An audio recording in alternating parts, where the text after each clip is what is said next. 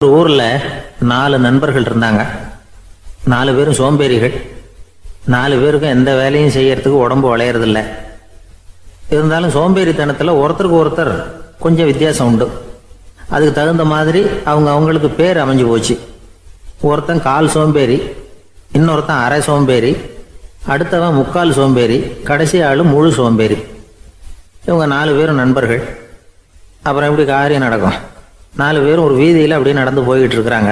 நல்ல பசி. எங்கேயாவது சோறு போடுவாங்களா அப்படின்னு பார்த்துக்கிட்டே வந்தாங்க. அவங்க வந்த வழியில் ஒரு ரூபா காசு கிடந்தது தரையில். அவங்க கண்ணில் அது பட்டுது. ஆனாலும் அதை குனிஞ்சு எடுக்கணுமே, அதுக்கு சோம்பேறித்தனம். முழு சோம்பேறி பார்த்தான். பக்கத்தில் வந்துக்கிட்டு இருந்த முக்கால் சோம்பேறிக்கிட்ட சொன்னானா, டேய் அதை கொஞ்சம் குனிஞ்சு எடுறா அப்படின்னானா. அவன் என்ன பண்ணான் தெரியுமா?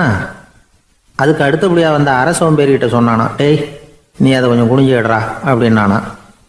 அவன் இவனை விட மோசம். அடுத்தவங்ககிட்ட சொல்லியிருக்கிறான். அவனும் குனியறதுக்கு தயாராக இல்லை. ஆக கூடி கடைசியில் யாருமே காசை எடுக்கலை. என்னத்துக்கு அனாவசியமாக உடம்ப வளைச்சிக்கணும் அப்படின்னு எல்லாரும் பேசாமல் வந்துட்டாங்க. அவங்க பாட்டுக்கு நடந்து வந்துக்கிட்டே இருக்கிறாங்க.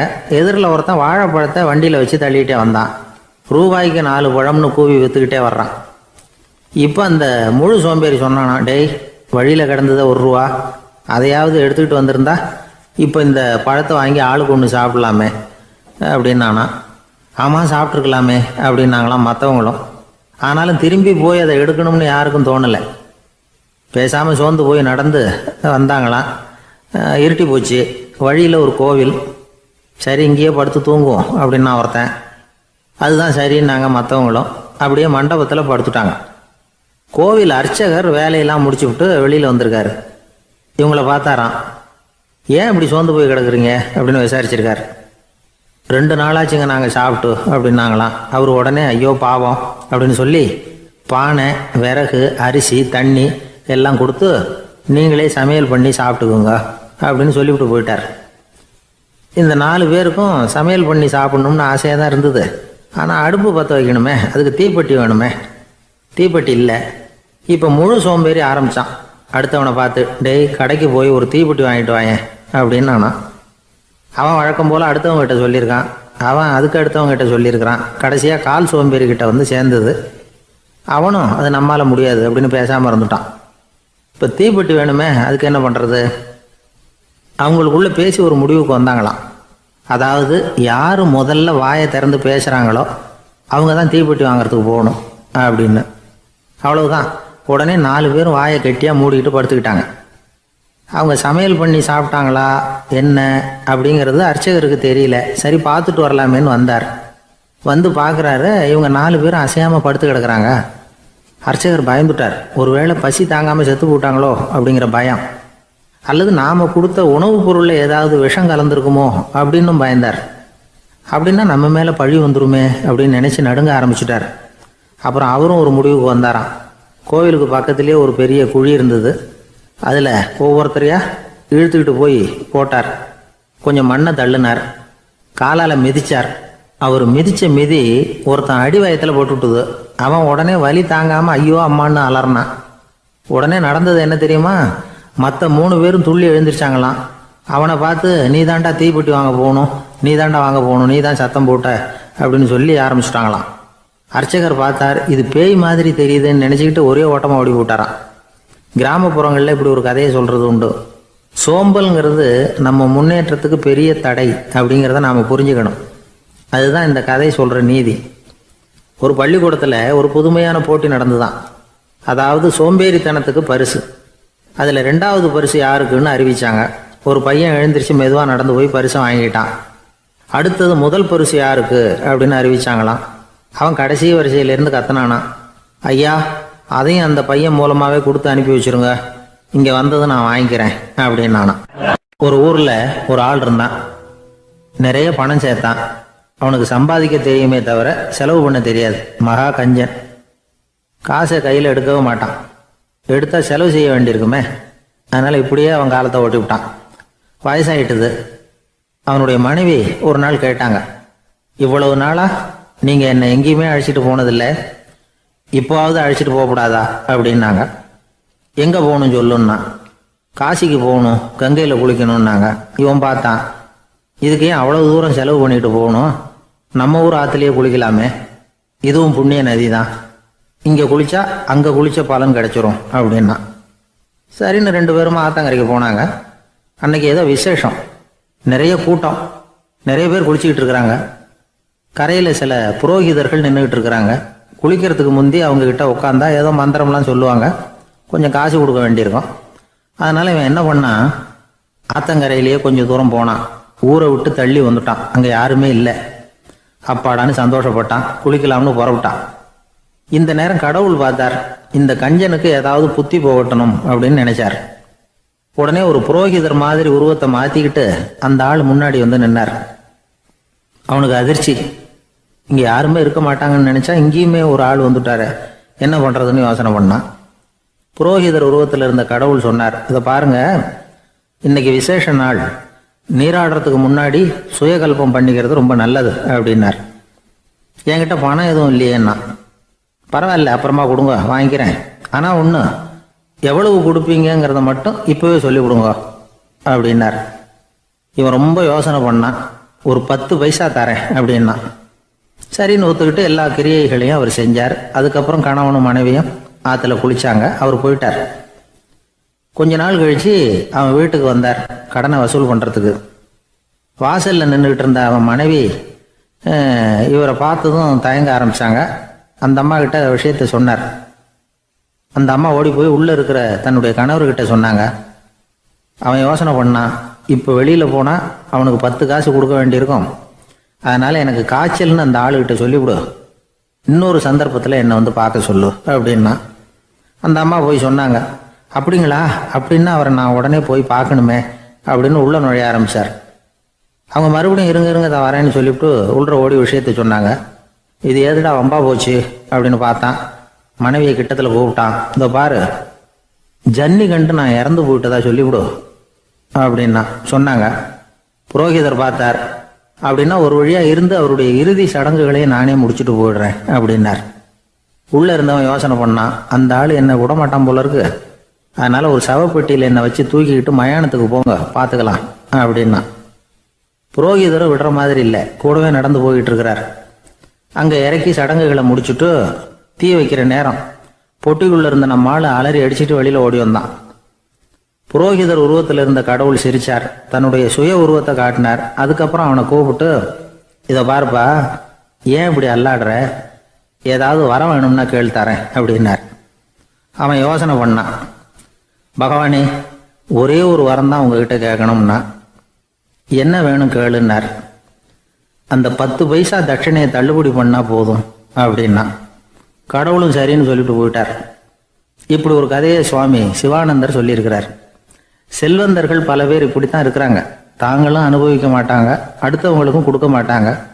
இது மாதிரியான கஞ்சர்களுக்கு இந்த உலகம் இல்லை, அந்த உலகம் இல்லைங்கிறார் அவர். இந்த கதையில கடவுள் கடன் வசூலுக்கு வந்தது மாதிரி நம்ம ஊர் ஆள் ஒருத்தன் இன்னொருத்தர்கிட்ட 10 பைசா கடன் கொடுத்துட்டான். திருப்பி வாங்கறதுக்கு நடையா நடக்கிறான். கடைசியா கேட்டான், நீ எப்பதான் கடனை திருப்பி தரப்போற, அதை முடிவா சொல்லுன்னா. வர்ற வியாழக்கிழமை கண்டிப்பா கொடுத்துருவேன் அப்படின்னானா அவன். அன்னைக்கு நான் ஊர்ல இருக்க மாட்டேனே அப்படின்னானா இவன். அதனால என்ன, நானும் தான் அன்னைக்கு ஊர்ல இருக்க மாட்டேன் அப்படின்னானா. இமயமலை அடிவாரத்தில் ஒரு மடம். அங்கே ஒரு சன்னியாசி இருந்தார்.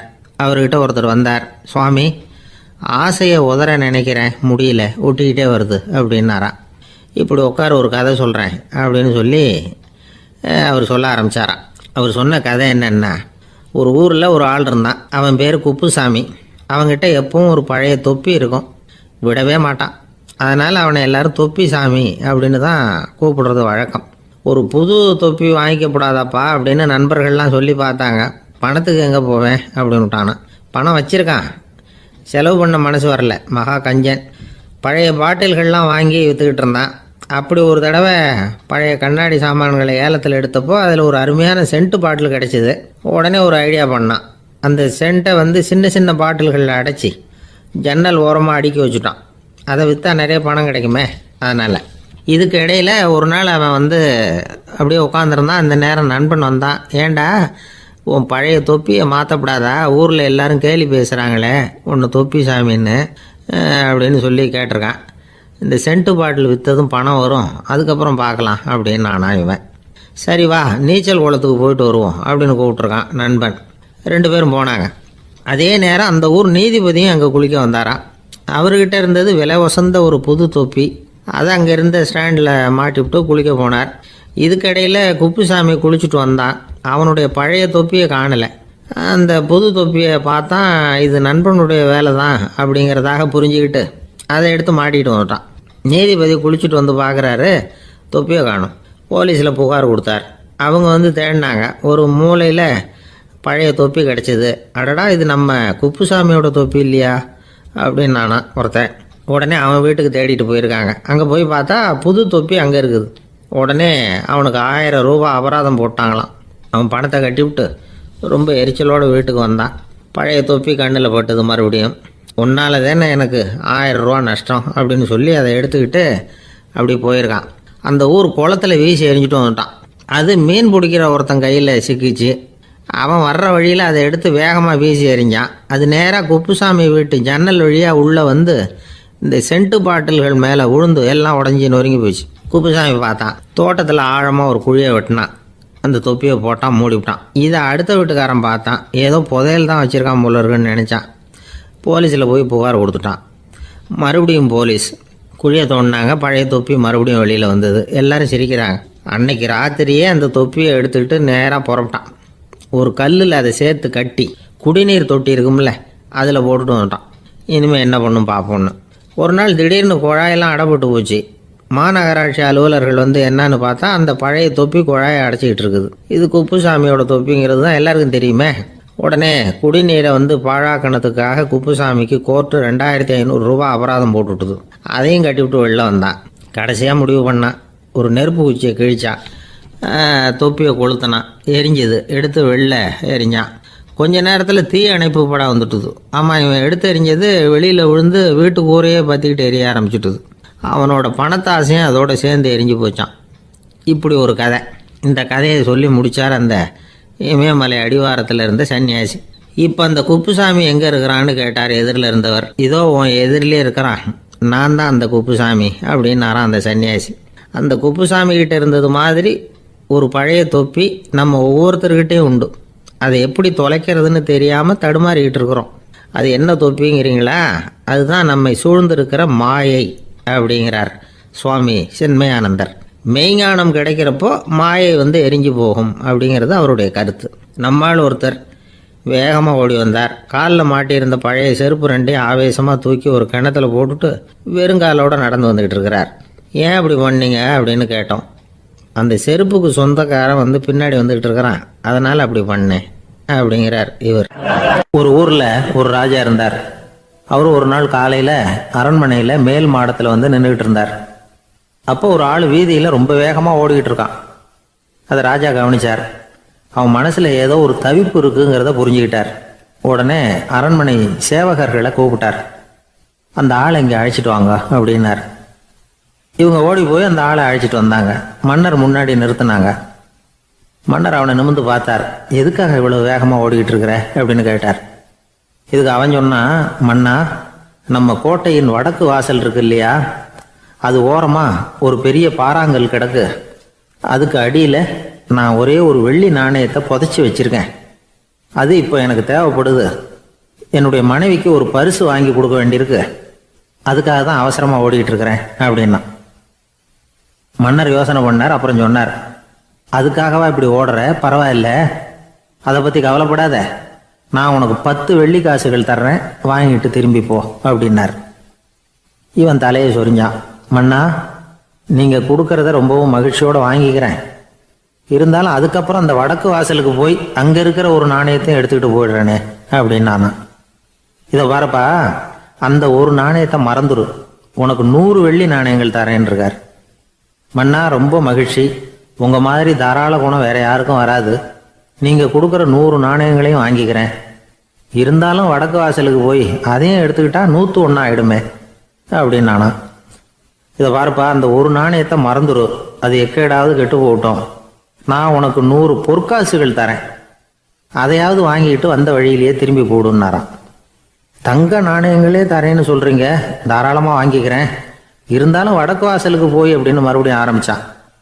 அரசர் பொறுமை இழந்துட்டார். கடைசியா ஒரு முடிவுக்கு வந்துட்டார். இதை பாருப்பா, உனக்கு என்னுடைய ராஜ்யத்திலேயே பாதியை கொடுத்துட்றேன், அப்படியாவது திருப்தியா திரும்பிப்போ அப்படின்னாராம். மன்னா, உங்களுடைய பெருந்தன்மைக்கு ஈடு இணையே கிடையாது. தேசத்திலேயே பாதி பிரிச்சு கொடுக்குறேன்னு சொல்றீங்க, அதனால உங்ககிட்ட ஒரு சின்ன வேண்டுகோள் அப்படின்னானா. சொல்லுன்னாராம் மன்னர் ஆர்வமா. இவன் மெதுவா ஆரம்பிச்சான். அப்படி இந்த ராஜ்யத்தை ரெண்டா பிரிக்கிறப்போ அந்த வடக்கு வாசல் இருக்கிற பக்கத்தை என்கிட்டயே கொடுத்துருங்கோ அப்படின்னானா. மன்னர் அசந்து போயிட்டார். இந்த கதை எதுக்காகன்னு கேட்டா, மனம்ங்கிறது ஒரு குரங்குங்கிறத புரிஞ்சுக்கிறதுக்காகத்தான். உன்னை பிடிச்சிக்கிட்டா லேசில விடாது. அப்படிப்பட்ட மனசை அறிவு தான் வழி நடத்தணும். அதுல தான் வாழ்க்கையின் வெற்றி அடங்கி இருக்குது. ஒரு சின்ன பையன் தெருவில் அழுதுகிட்டு இருந்தான். ஏன்பா அழுவுறேன்னு ஒரு பெரியவர் கேட்டார். ₹1 காசை இங்கே தொலைச்சுட்டேன் அப்படின்னா. சரி, அதுக்காக அழாத, அதுக்கு பதிலாக 10 ரூபா தரேன், இந்தா வச்சுக்கோன்னு கொடுத்தாரு. அந்த 10 ரூபாயை வாங்கி சட்டப்பையில போட்டுக்கிட்டு அதை விட அதிகமாக சத்தம் போட்டு அழ ஆரம்பிச்சுட்டான். மறுபடியும் ஏன்டா அழறேன்னு கேட்டார் பெரியவர். அந்த ₹1 கிடைச்சிட்டுதுன்னா இப்போ என்கிட்ட 11 ரூபா இருக்குமே, இப்போ 10 ரூபா தானே இருக்கு அப்படின்னு சொல்லிவிட்டு அழறான். எனக்கு இது மட்டும்தான் சார் தெரியும், இதை தவிர வேற எதுவும் தெரியாது அப்படின்னு சொல்லிக்கிட்டே காலம் தள்ளுறவங்க ரொம்ப பேர். அவங்கெல்லாம் கஷ்டப்பட வேண்டியிருக்கும். ஒருத்தர் தன்னுடைய தொழிலில் ரொம்ப கெட்டிக்காரராக இருக்கலாம். அதுக்காக எப்பவும் அதே ஞாபகத்தில் இருந்துக்கிட்டு உலகியல் அறிவு இல்லாமல் இருந்துடக்கூடாது, அது ஆபத்து. இதுக்காக நம்ம தாத்தா பாட்டிலாம் ஒரு கதை சொல்லுவாங்களே, கேள்விப்பட்டிருக்கீங்களா? ஒரு சமயம் ஒரு 4 பேர் சேர்ந்து வெளியூருக்கு பிரயாணம் போனாங்களாம். அந்த 4 பேர் எப்படி தெரியுமா? ஒருத்தர் வேதாந்தி, இன்னொருத்தர் சங்கீத வித்வான், 3வது ஆள் வைத்தியர், 4வது ஆள் ஜோசியர். இவங்க 4 பேரும் நண்பர்கள். அதனால் சேர்ந்து புறப்பட்டாங்க. வழியில் ஒரு ஊரில் தங்கினாங்க. இருட்டி போச்சு. அதனால் இன்றைக்கி ராத்திரி இங்கேயே தங்கி இருந்துட்டு நாளைக்கு புறப்படலாம் அப்படின்னு தீர்மானம் பண்ணாங்க. சாப்பாட்டுக்கு என்ன பண்ணுறது? அங்கேயே கடத்தெருவுக்கு போய் சாமான்லாம் வாங்கியாந்து சமைச்சு சாப்பிட்லாம்னு முடிவு பண்ணாங்க. 4 பேர் இருக்கிறதுனால ஆளுக்கு ஒரு காரியமாக செய்யலாம் அப்படின்னு வேலையை பிரிச்சுக்கிட்டாங்க. வைத்தியர் கரிகாய் வாங்க போனார், வேதாந்தி எண்ணெய் வாங்க போனார், ஜோசியர் பலசரக்கு வாங்க போனார், சங்கீத வித்வானுக்கு சமைக்கிற வேலை. எல்லாம் சரி, ஆனால் நடந்தது என்ன தெரியுமா? கடைத்தெருவுக்கு காய்கறி வாங்க போனார்ல வைத்தியர், அங்கே போய் மார்க்கெட்டில் பார்த்தார். ஒவ்வொரு கரிகாயாக எடுத்து பார்த்தார். இது பித்தம், உடம்புக்கு ஒத்துக்காது, இது வாயு, உடம்புக்கு ஒத்துக்காது அப்படின்னு ஒவ்வொன்றா தள்ளினார். கடைசியில் ஒன்றுமே தேரல, வெறுங்கையோடு திரும்பி வந்துக்கிட்டு இருக்கிறார். எண்ணெய் வாங்க போனார் வேதாந்தி, அவர் ஒரு தொன்னையில் எண்ணெயை வாங்கினார். பேசாமல் அதை எடுத்துகிட்டு வர வேண்டியது தானே, முடியல. அவருடைய வேதாந்த மூளை சிந்திக்க ஆரம்பிச்சுட்டுது. இந்த தொன்னைக்கு எண்ணெய் ஆதாரமா அல்லது எண்ணெய்க்கு தொன்னை ஆதாரமா அப்படிங்கிற ஆராய்ச்சியில் இறங்கினார். என்னாச்சு தெரியுமா? அப்படி கவுத்து பார்த்தார். வாங்கின எண்ணெய் பூராவையும் வழியில் கொட்டிவிட்டு வெறும் தொன்னையோடு சேர்ந்தார். பலசரக்கு வாங்க போனார் ஜோசியர், அவர் ஒரு வழியில் பார்த்தாரு. வழியில் வந்தவங்களெல்லாம் அங்கங்கே ஒரு மரத்தடியில் உட்கார வச்சு அவங்களுக்கெல்லாம் ஆர்வம் சொல்ல ஆரம்பிச்சிட்டார். அப்படி ஒவ்வொருத்தராக சொல்லி முடிச்சுட்டு கடத்தருக்கு போய் சேர்ந்தார். இவர் அங்கே போய் சேர்றதுக்குள்ளே ரொம்ப நேரம் ஆகிட்டுது. கடையெல்லாம் பூட்டி விட்டு போயிட்டாங்க. என்ன செய்கிறது? அவரும் வெறுங்கையோடு திரும்பி சேர்ந்தார். சரி, இவங்க கதை தான் இப்படி ஆச்சு. அங்கே சமைக்கிறதுக்காக உட்காந்துருந்தார் சங்கீத வித்வான், அவர் கதை என்னாச்சு தெரியுமா? அங்கே அவர் அடுப்பை பற்ற வச்சு ஒலையை கொதிக்க வச்சார். அதாவது ஒரு பானையில் தண்ணியை ஊற்றி அடுப்பில் வச்சார். அது கொதிக்க ஆரம்பிச்சிது. தண்ணி கொதிக்கிற சத்தம் இருக்குதுல்ல, அது இவருக்கு தாளம் போடுறது மாதிரி இருந்தது. ஒரே குஷி, பாட ஆரம்பிச்சிட்டார். பாடிக்கிட்டே உற்சாகமாக கையில் இருந்த கரண்டியால் அந்த பானையில் தட்டினார், தாளம் போடுறதா நினச்சிக்கிட்டு. அவ்வளவுதான், பானை பட்டுன்னு உடஞ்சி போச்சு. தலையில் கையை வச்சுக்கிட்டு அவரும் உட்காந்துட்டார். எந்த தொழில் தெரிஞ்சாலும் சரி, அதை புத்திசாலித்தனமாக பயன்படுத்த தெரியலன்னா ஆபத்து தான். அதுக்காக தான் இந்த கதை. ஒரு பஸ்ஸு டிரைவர் ரொம்ப கெட்டிக்காரர். பஸ்ஸை ரொம்ப திறமையாக ஆபத்து இல்லாமல் ஓட்டினதுக்காக பரிசுலாம் வாங்கினவர். அவரே ஒரு படகு ஓட்டுறதுக்காக அழைச்சிட்டு போயிருக்கிறாங்க, மோட்டார் படகு. அதையும் ரொம்ப திறமையாக தான் ஓட்டிகிட்டு போயிருக்கிறாரு. நடுக்கடலில் போனதும் படகு நின்று போச்சு. மோட்டாரில் ஏதோ கோளாறு. என்ன செய்யலாம் அப்படின்னு அந்த டிரைவரை கேட்டிருக்கிறாங்க படகுல இருந்தவங்கெல்லாம். அப்போ அவர் சொன்னாராம், கவலைப்படாதீங்க, ஒன்றும் பிரச்சனை இல்லை, எல்லாரும் கொஞ்சம் கீழே இறங்கி பின்னாடி தள்ளுங்க, மோட்டார் ஸ்டார்ட் ஆகிடும் அப்படின்னாராம். என்னுடைய நண்பர் ஒருத்தர், அவருக்கு ஜாதகத்தில் நம்பிக்கை உண்டு. அவரே ஜோசியம்லாம் பார்ப்பார். என்ன சார் இந்த காலத்தில் இதையெல்லாம் நம்பிக்கிட்டு இருக்கீங்களே அப்படின்னு கேட்டா, உங்களுக்கு ஒன்றும் தெரியாது சார், இந்த உலகத்தில் ஒவ்வொருத்தரும் அவங்கவங்க செய்கிற நல்லது கெட்டதுக்கு தகுந்த பலனை அனுபவிச்சே தீரணும் பார். அது மட்டும் இல்லை, ஒருத்தர் செத்துட்டா கூட அவன் செஞ்ச பாவ புண்ணியங்கள் கூடவே போய்கிட்டு இருக்கோம் பார். அது எப்படி கூட போவோம் அப்படின்னு குதர்க்கமாக கேட்டா, அதுக்கு அவர் ஒரு கதை சொன்னார். அது ரொம்ப சுவாரஸ்யமாக இருந்தது. அது என்ன கதைன்னா, ஒரு ஊரில் ஒருத்தர் இருந்தாராம். அவர் ஜோசியம் பார்க்கறதுல ரொம்ப கெட்டிக்காரரான். ஒருத்தருடைய தலைமுடியை மட்டும் அவர்கிட்ட காட்டினா போதும், அதை மட்டும் பார்த்துட்டு அவருடைய ஜாதகத்தையே அலசி விடுவாராம். அப்பேற்பட்ட திறமை. அந்த ஆள் ஒரு சமயம் கன்னியாகுமரி கடற்கரைக்கு போயிருந்திருக்கார். அங்கே கரை ஓரமாக ஒரு மண்டை ஓடு கிடந்திருக்கு. அதை எடுத்து பார்த்துருக்கார். அந்த மண்டை ஓட்டை வச்சுக்கிட்டே அதோட ஜாதகத்தை அலசியிருக்கார். இந்த மண்டை ஓட்டுக்கு உரிய ஆசாமி வாழ்க்கையில் ரொம்ப கஷ்டப்பட்டிருக்கணும், நிறைய கஷ்டத்தை அனுபவிச்சிருக்கணும். அது தாங்க முடியாம தான் கடல்ல விழுந்து தற்கொலை பண்ணிட்டு இருக்கான் அப்படிங்கிறத அவர் கணிச்சுட்டார். இருந்தாலும் இந்த மண்டை ஓடு இன்னமும் அனுபவிக்க வேண்டியது பாக்கி இருக்கு அப்படிங்கிறத அவர் உணர்ந்தாராம். அது சரி, ஒருத்தன் உயிரோடு இருக்கிற வரைக்கும் நல்லது கெட்டதை அனுபவிக்க முடியும், செத்ததுக்கு அப்புறமும் பாக்கி இருக்குன்னா அதை எப்படி அனுபவிக்கிறது? இந்த மண்டை ஓட்டுக்கு இன்னும் கொஞ்சம் பாக்கி இருக்குங்கிறது அவருக்கு புரிஞ்சதே தவிர அதோட அர்த்தம் என்னங்கிறது சரியா விளங்கலை.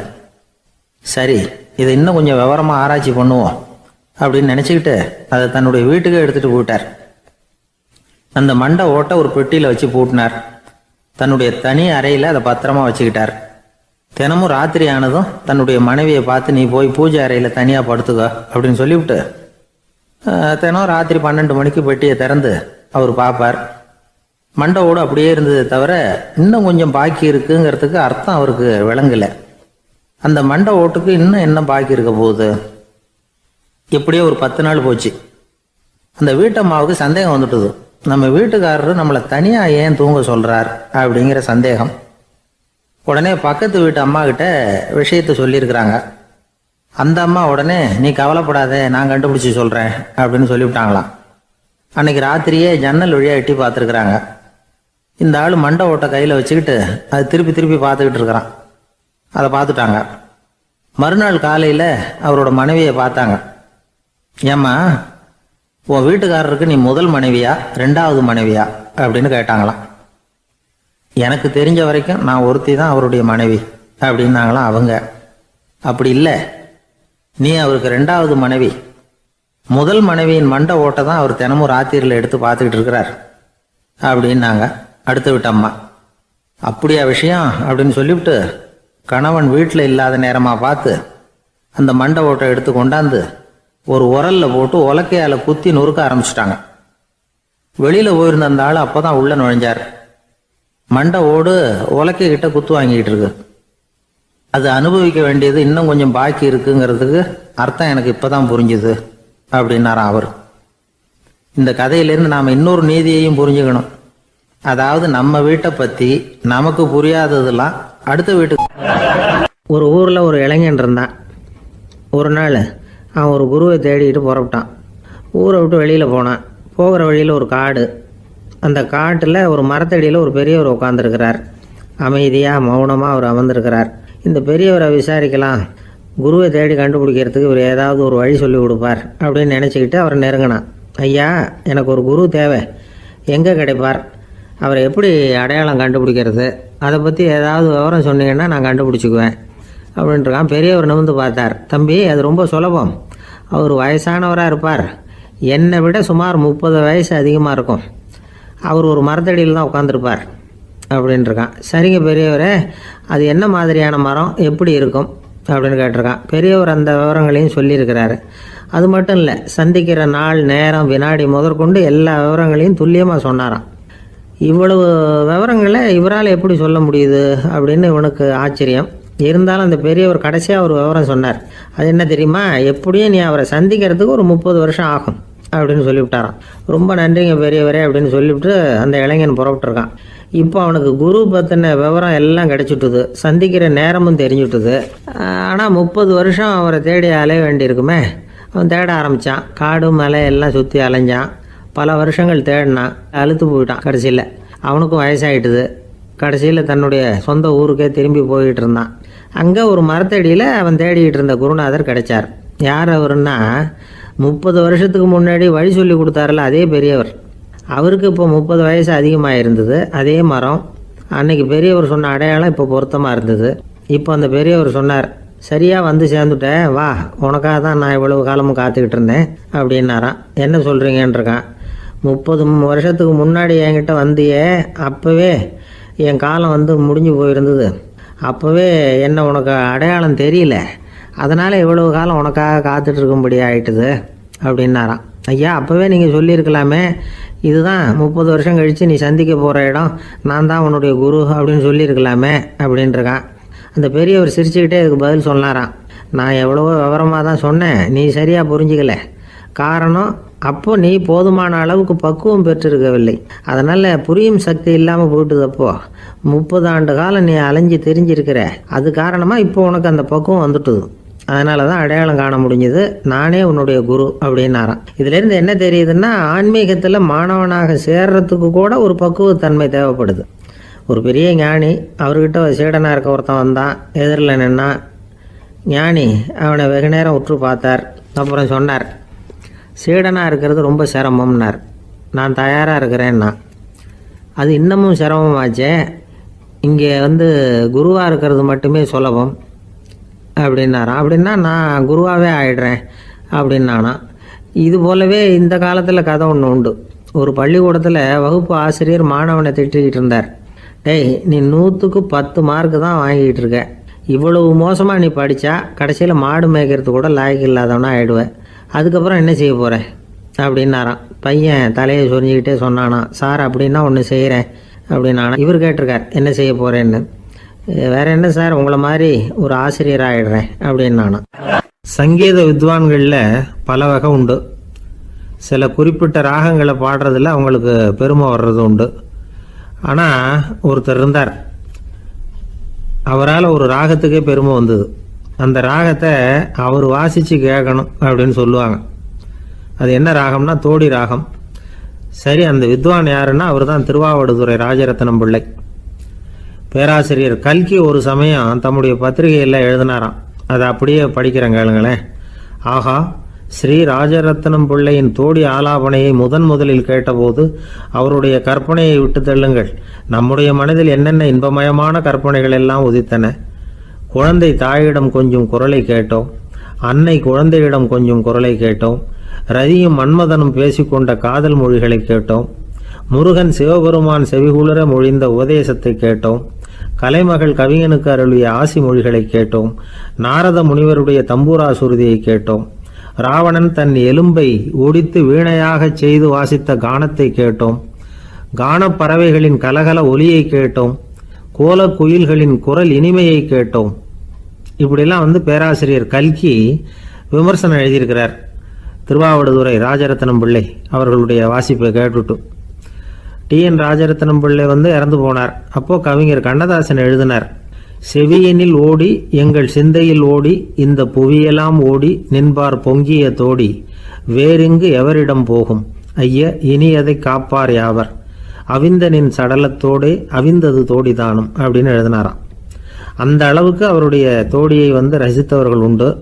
அதே மாதிரி தோடின்னா என்னன்னு தெரியாமலே அவரை ரசித்தவங்களும் அந்த காலத்தில் உண்டு. அதாவது ஒரு பெரிய சபையில் இவர் வாசிச்சுக்கிட்டு இருக்கிறார். பாதியில் ஒரு பெரிய மனுஷன் உள்ளே வந்தார். அவர் உடம்புல பட்டு வேஷ்டி, ஜருகை, அங்கவஸ்திரம், வாயில் வெத்தலை, வாசனை புகையில, காதில் வைரக்கடுக்கன், கழுத்தில் தங்க சங்கிலி, கை விரல் பூரா மோதிரம், கையில் ஒரு வெள்ளி வெத்தலை புட்டி, உதவிக்கு 2 பேர் பக்கத்தில். இவ்வளவு பந்தாவோடு வரார் கச்சேரி கேட்கறதுக்கு. இப்படி வந்தவர் முதல் வரிசையில் உட்கார்ந்தார். வித்வான் வாசித்து முடித்ததும் இவர் அவரை பார்த்து, ஐயா, நீங்கள் தோடி வாசிக்கிறதுல ரொம்ப கெட்டிக்காரர்னு கேள்விப்பட்டிருக்கேன், அதை கேட்கறதுக்காக தான் மெனக்கிட்டு வந்திருக்கிறேன், அதை வாசிங்களேன் அப்படின்னாராம் இந்த பெரியவர். ராஜரத்னம் பிள்ளைக்கு ஒன்றும் புரியல. ஏன்னா இது வரைக்கும் அவர் வாசிச்சுக்கிட்டு இருந்ததே அந்த தோடி ராகத்தை தான். அதை வாசித்து முடித்ததும் அதை வாசிங்களேன்னு இவர் கேட்குறார். அப்படின்னா இவரோட ஞானம் எப்படிப்பட்டது? இவ்வளவும் கேட்டுட்டு இப்படி கேட்குறாரே அப்படின்னு அவர் யோசிச்சிருக்கிறார் ராஜரத்னம் பிள்ளை. உடனே என்ன பண்ணார் தெரியுமா? பக்கத்தில் ரொம்ப சாதுவாக சுருதி போட்டுக்கிட்டு இருந்த ஒரு முதுகில் ஓங்கி ஒரு குத்து விட்டாராம். அவருக்கு ஒன்றும் புரியல, எதுக்கு நம்மளை அடிக்கிறார் இவர், நம்மளை குத்துறாரு வித்வான்னு. அவர் அதிர்ச்சியால் இவரை நிமிர்ந்து பார்த்துருக்கார். அப்போ ராஜரத்னம் பிள்ளை சொன்னாராம், ஏய்யா ஐயா பெரிய மனுஷன், என்னுடைய பரம ரசிகர், தோடி ராகம் கேட்கணுங்கிறதுக்காக இவ்வளோ தூரம் வந்திருக்கிறார், வந்து வரிசையில் உட்காந்துருக்கார். நீ இந்த சமயம் பார்த்து தோடி ராகம் வாசிக்கிற நாதஸ்வரத்தை வீட்டில் வச்சுட்டு வந்துட்டியே, இப்போ ஐயாவுக்காக அந்த ராகத்தை நான் எப்படி வாசிக்கிறது அப்படின்னு சொல்லிவிட்டு மறுபடியும் முதுகில் ஒரு அடி கொடுத்தாராம். அடி வாங்கினவருக்கே சிரிப்பு அடக்க முடியலையா.